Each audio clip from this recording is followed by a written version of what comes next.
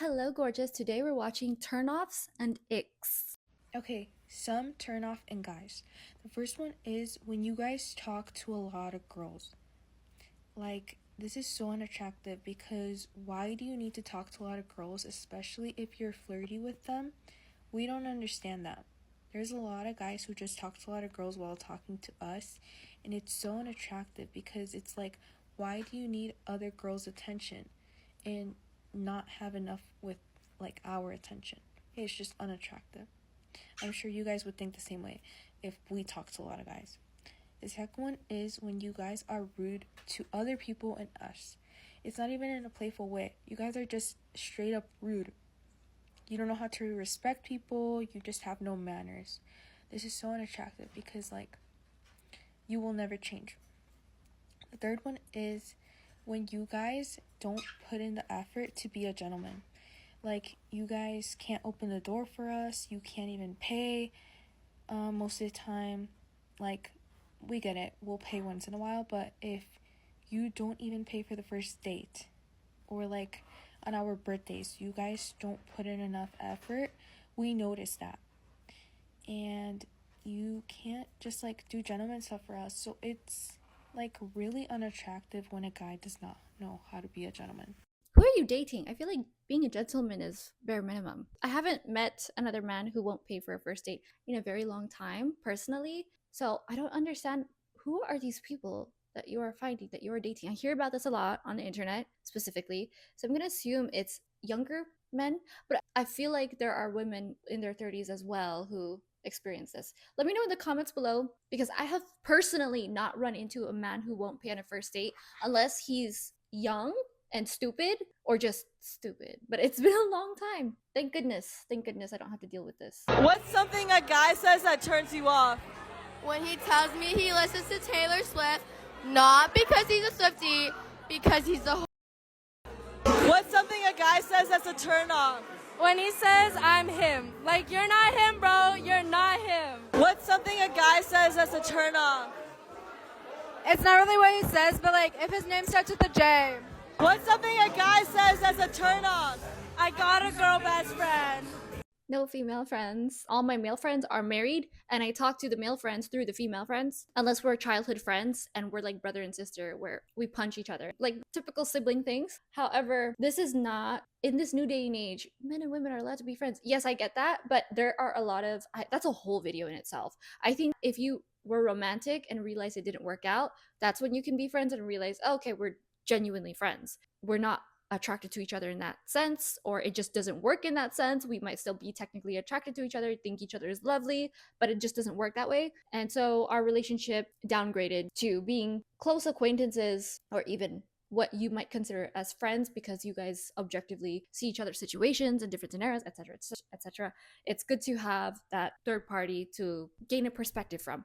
Anyway, I also think that men and women, when you're dating, your exes don't exist and the males in your life don't exist. And if they do, they're in front of your partner. You don't hide anything from them like that. I noticed that my sweetheart personally, he does not have any female friends unless he went to university with them and he knew them back from his country and they visit, but they visit with their partner, their fiance, or their husband, or like I do with my married friends, or they're just all guys. You'll hear the manliest Arab man voice on the other line. It's funny. But let me know in the comments below if you think men and women can be friends. I think they can only genuinely be friends if they try the romantic route and it doesn't work, or if they're like siblings and they grew up with each other, because there's a study that the people you grew up with are more like your siblings and they're not romantically attractive to you. Let me know, because I know a lot of people say my best friend.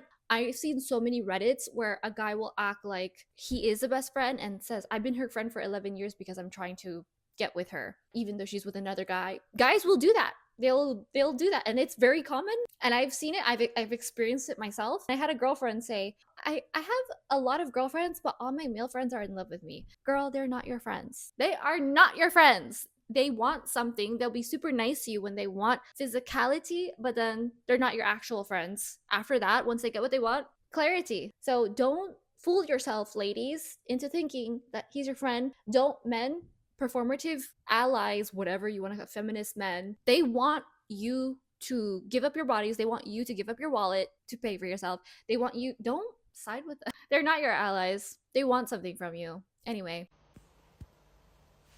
I look good, but I just need to say something. Even if you could be a buff leg man. If you open your mouth and your teeth don't look good, it's a wrap. A wrap. It's a wrap for me. Like, I just can't imagine myself kissing you now because your teeth look so digga. Like, you know when the teeth all broke up, oh no, and it's like yellow. No, like, I'm a sucker for teeth.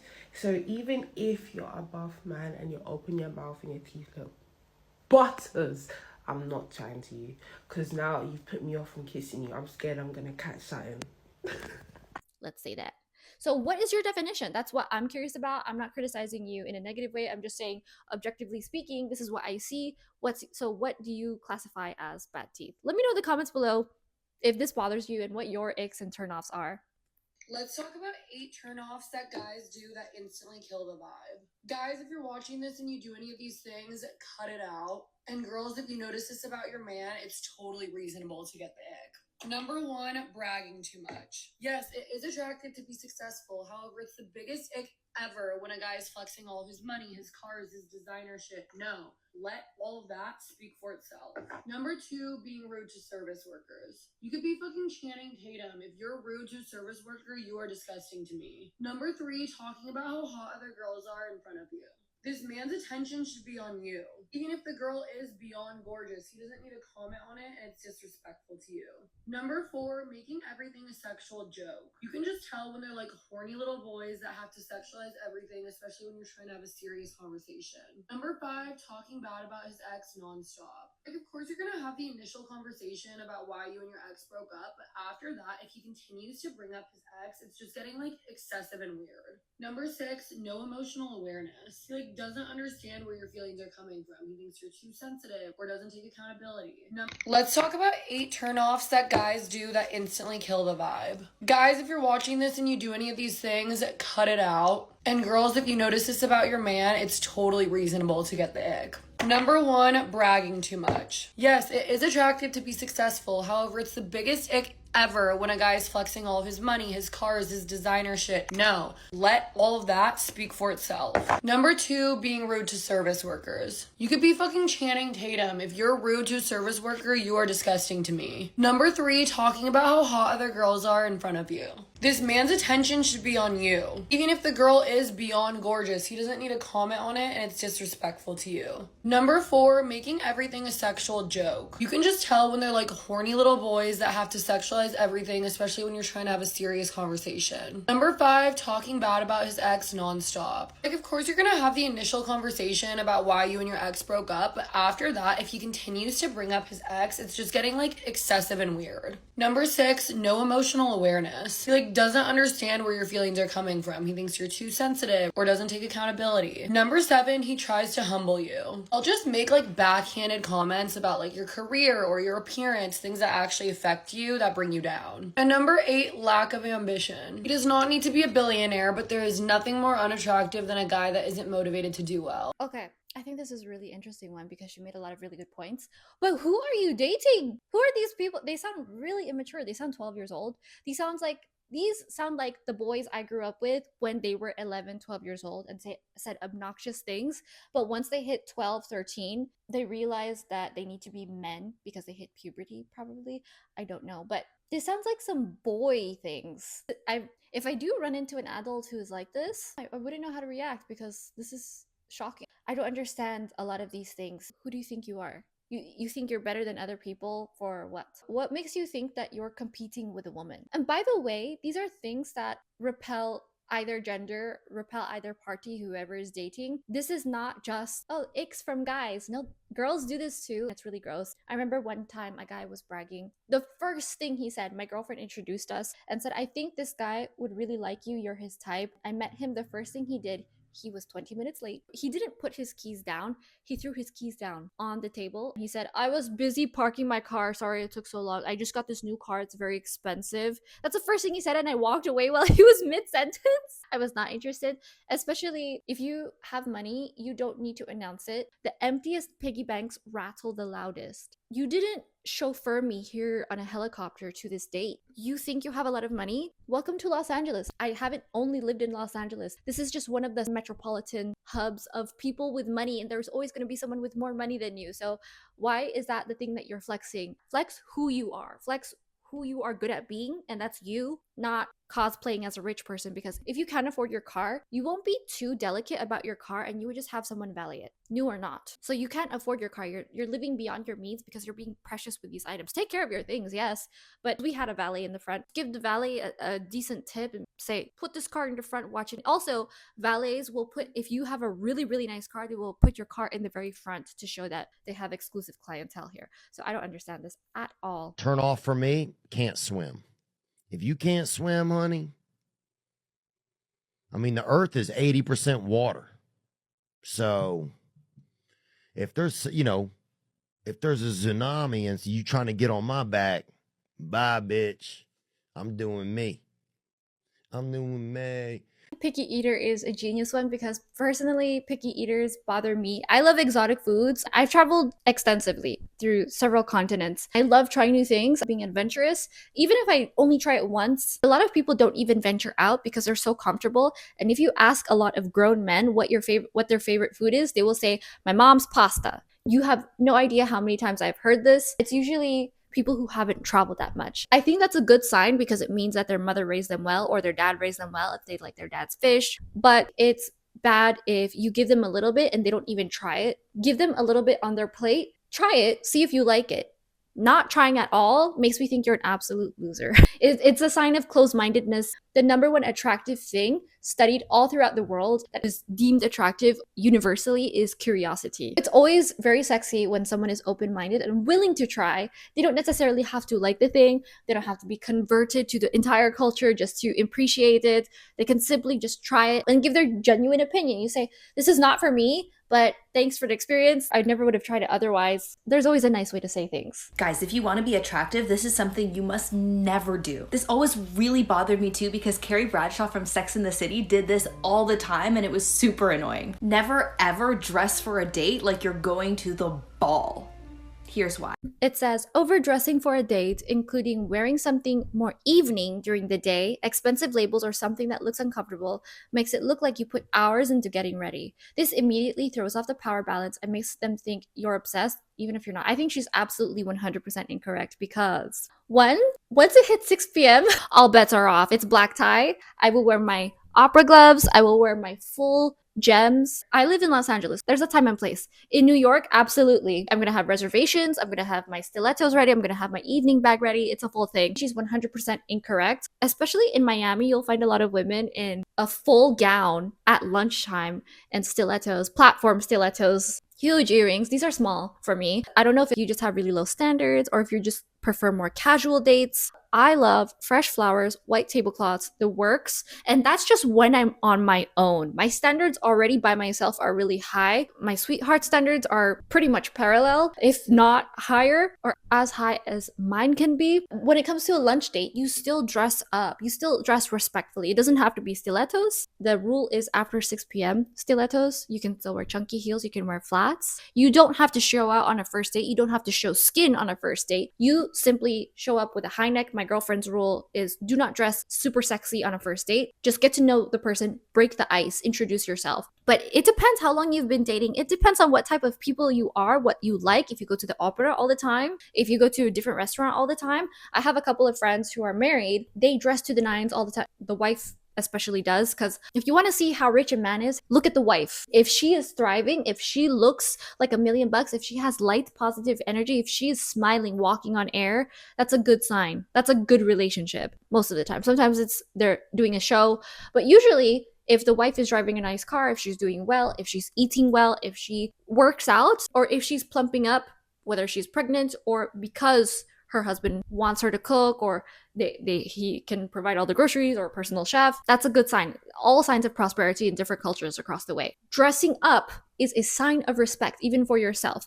I'm here at home. It doesn't necessarily have to be designer labels, because a lot of the times I wear designer labels with no logos on. People have no idea what I'm wearing unless it's someone who's an absolute style head, who loves good style or understands good quality. They will recognize it instantly and say, oh, that's from this season, and we'll talk about it. Dressing up is a sign of respect. A lot of the time, even if I don't wear a logo, absolutely no one recognizes it. If I meet someone who's interested in clothes, or a lot of regular people don't recognize the logos, they just think that you look good. They cannot put their finger on what it is exactly, why you look expensive, why you look polished. A lot of the times it's not that they're dressing in logos or have a designer bag. It's the way you carry yourself, the fact that your hair is done, the fact that you look groomed, you took a shower, you did your hair, your makeup, or your skin is clean, nails are clean. You look expensive by the way you carry yourself as a whole entire package. A lot of the times, my shoes are years old, but I polish them. They still look clean, still look fabulous. So it's not a matter of evening. It depends on what type of date. I get tons of compliments in the daytime wearing a day dress that is not a maxi dress for the evening. A lot of my day dresses are when I get the most compliments, as a matter of fact. On my Instagram too, all the day dresses I'm wearing will both get compliments. It's the person, what it is they're wearing. If you're underdressed, you're an idiot, especially when you're going out. What's the purpose of going out? If you want, you can keep all the guys who wear jeans and sweats on your date. Take those guys. I'll take the ones in the suits, the ones who shave properly, do their hair, who shower, who wear perfume, or do their version of high street style. That's fabulous as well. You don't have to dress quiet luxury. You don't have to wear a suit on a date. Wear what makes you feel fabulous and that you think is putting your best foot forward with all the respect in your heart. This is who you are. If you're wearing a designer Supreme shirt that is a collab with Pharrell and Chanel designs, or Louis Vuitton archive or vintage that you love, wear that. Be your personality, be authentic. Who cares what people who have different standards say, because those people are not for you. This is not a hard and fast rule for everyone. You can see I'm triggered with this because there are too many people who are casual. That's why it's called the 99%. If you want to, go ahead. You're more than welcome to. A lot of people will get mad that I say this. And a lot of people are also the same people who will wear stinky socks in public and not care. Everyone else's eyes are watering and say, I don't care if I wear stinky socks. Other people care. You stink. Go change. Go shower. Power balance. You should both have power. If your impression is that you're not good enough for the person that you're dating because you're not dressed properly, that's an insecurity thing. If that's your best shirt and you take care of it for many years, or you know how to take care of clothes, you know how to present yourself well, that's not going to matter, because there is no power balance, shifting, unbalance, whatever you're calling it. If you know that you have good standards above all else, and you are there with good intentions to take care of this person, you are there to put your best foot forward with all the respect. As long as your clothes are clean, they don't have to be obvious designer, they don't have to be in your face, they don't have to be low-key. Have respect for yourself. Don't tell people who have the respect for themselves to dumb themselves and water themselves down to be on your lowly level, your casual level. It's okay to be casual, but there's a time and place. And a lot of the times when I get asked on dates, when a lot of my friends get asked on dates, when a lot of the people I know get asked on dates, when a lot of the men I know who ask people on dates, who are now married or engaged, have high standards of taking people to somewhere nice. Is this just for a first date? I know a lot of men who overdress for a work day, and they come to the date after their work day and they look like $1 million. They look better than the woman. So what is this power balance that you're talking about? Just because someone's dressed the way that they're always dressed? If you want to date within your league, if you want to date up, if you want to date down, go ahead. No one is holding you in a chokehold, forcing you to do so, looking more evening. What is the point of this TikTok? Let people dress how they want to dress on a date. It also depends on the date. It also depends on the people. It also depends on the time and place. Dress however you want, as long as it's respectful and putting your best foot forward, and you know that that's your best self, not just on a date, all the time, every day, at work, at home. I'm at home right now. Do I look like garbage? You have more makeup on than me, and it's daytime, and I can see your midriff hanging out. I'm not saying this to criticize your body. You look fine. You look lovely, but you're doing more than I am right now. That's why our standards are different. Anyway, I don't feel good about that post at all. It rubbed me very wrong. Let people just be. You can be polished, you can be casual, but you can't force people to not be fabulous. That's ridiculous. Get out of here. I am so triggered, you guys. Be fabulous. You know what? From now on, Anytime I do a video, I think I'm just gonna wear my best jewels. I used to do this all the time where I would dress up for a video. Now I dress down for a video because I want it to be more about the content as opposed to me yammering away. Also, I'm still respectful. I'm not showing too much skin. I'm not wearing something offensive across my chest. My outfit, and I'm at home, my makeup and hair are more respectful than what you are currently wearing. I'm just so annoyed with this. Be polished, be elegant, and be respectful. That's all that matters. Evening wear, do basic etiquette. How do you not know this?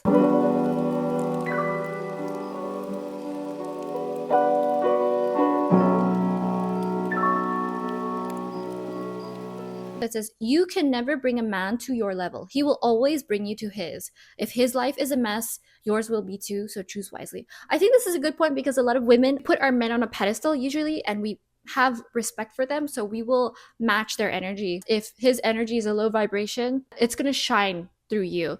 There's this before and after TikTok I saw of women before they date the guy and then women after they date the guy, where before they date the guy, they're together, they're lovely, they look very feminine and put together. It says it's the love of her father versus the love of him or lack of. And after he dates the guy, it's usually her looking messy, not showered, no makeup, with a messy bun, drool. What do you call it? Sweatshirts, sweatpants. I'm sorry, I don't even own.